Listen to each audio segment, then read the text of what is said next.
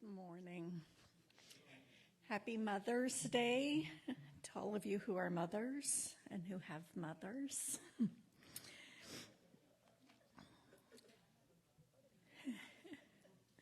was going to say, it used to be everyone, but it's not always true today, right? Some people have two dads, so as inclusive as I can make it. I've been fascinated lately by the expansion of Tulare Lake in California. I'm sure some of you have read about it.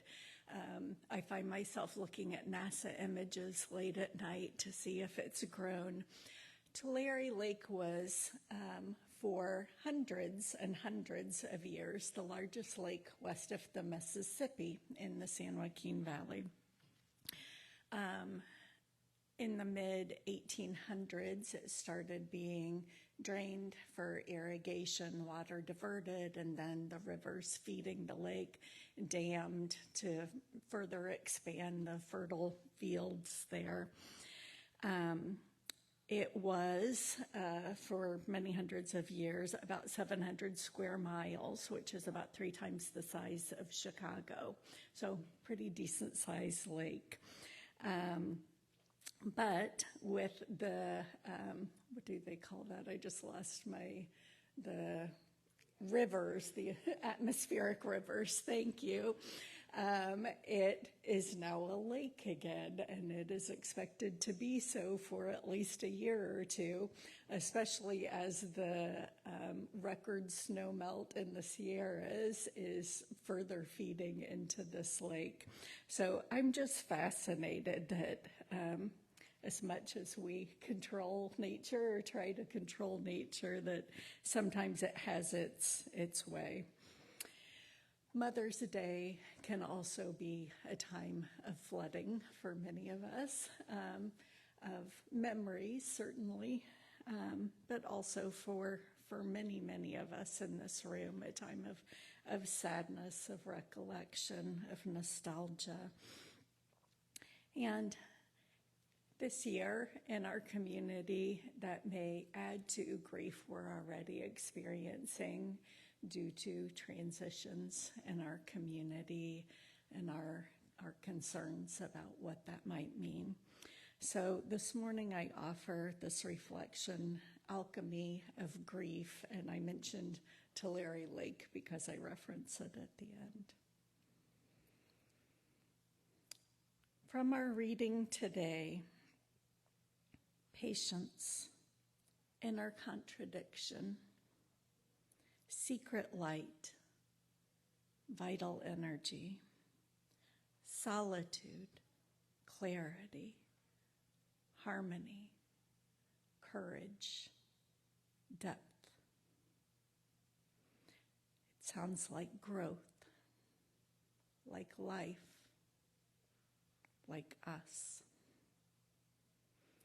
We humans get so impatient with the falls and winters of our lives.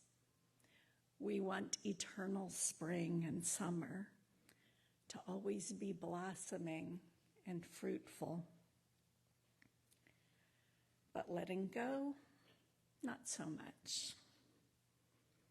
Grief doesn't feel good. It's painful and sad, like a tearing at our core. Our imagination fails. We see only a void. Yet, recall how gracefully leaves fall from a tree, drifting, swirling, dancing in the breeze, becoming blankets for roots underneath, while the next year's buds begin to form. Likewise for us, the bud of new life is already present. As we grieve, a spark grows within us. We ingest internalize that which we loved as we let go of what we did not.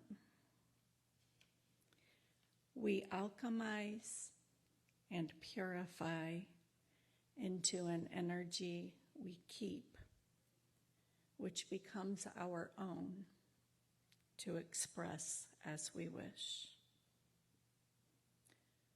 What freedom, what grace, these gifts from our ground that we convert into fruits for us and others to enjoy. Our vitality quickens, creating new possibilities, insights, and connections. Serendipity lights our way.